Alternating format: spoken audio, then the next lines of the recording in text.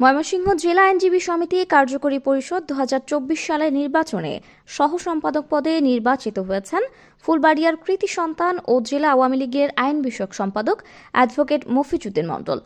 রবিবার 28 জানুয়ারি জেলা আইনজীবী সমিতির শহীদ অ্যাডভোকেট আমিনুল হক ভবনে অনুষ্ঠিত নির্বাচনে 421 ভোট প্রাপ্ত হয়ে মফিজউদ্দিন মণ্ডল নির্বাচিত হন।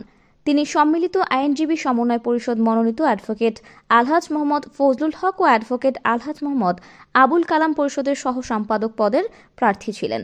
নির্বাচিত হওয়ার পরে অ্যাডভোকেট মফিজউদ্দিন মণ্ডল সকল আইনজীবীদের ধন্যবাদ জানান ও তাদের প্রতি কৃতজ্ঞতা জ্ঞাপন করেন এবং পাশাপাশি সকল আইনজীবীদের অধিকার রক্ষা ও সহ সম্পাদক পদের সার্বিক দায়িত্ব সঠিকভাবে পালনের প্রতিশ্রুতি ব্যক্ত করেন। উল্লেখ্য, অ্যাডভোকেট মফিজউদ্দিন মণ্ডল ময়মনসিংহ জেলা আওয়ামী লীগের উপপ্রচার সম্পাদক ছিলেন। এছাড়াও দায়িত্ব পালন করেছেন ফুলবাড়িয়া উপজেলা আওয়ামী লীগের সাংগঠনিক সম্পাদক হিসেবে। বর্তমান উপজেলা আওয়ামী লীগের অন্যতম সদস্য তিনি। এছাড়াও ছিলেন উপজেলার বালিয়ান ইউনিয়ন পরিষদের চেয়ারম্যান থাকা অবস্থায় জেলার শ্রেষ্ঠ চেয়ারম্যান নির্বাচিত হয়ে সরকারিভাবে প্রধানমন্ত্রীর সঙ্গে যুক্তরাজ্যের লন্ডন সফর করেছিলেন।